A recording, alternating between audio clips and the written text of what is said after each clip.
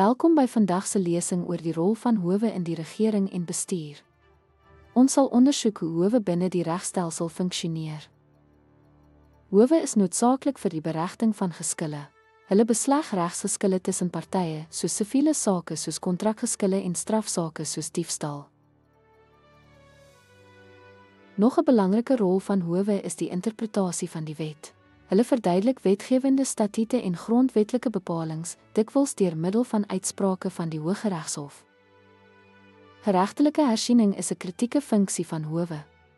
Hulle beoordeel die grondwetlikheid van wette en uitvoerende optredes ongeldig maak van diegene wat die grondwet skend. Howe speel ook 'n belangrike rol in die beskerming van regte.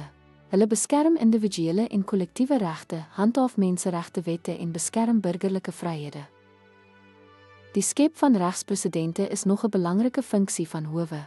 Landmerksake soos Provenf, Board of Education skep presedente wat toekomstige sake rig. In opsomming, howe is fundamenteel in die beslegting van geskille, interpretasie van wette, hersiening van regeringsaksies, regte te beskerm en wetlike presedente te skep. Dankie dat jy vandag se lesing bygewoon het. Om die rol van howe te verstaan, is dit noodsaaklik om die breë regstelsel en die impak daarvan op bestuur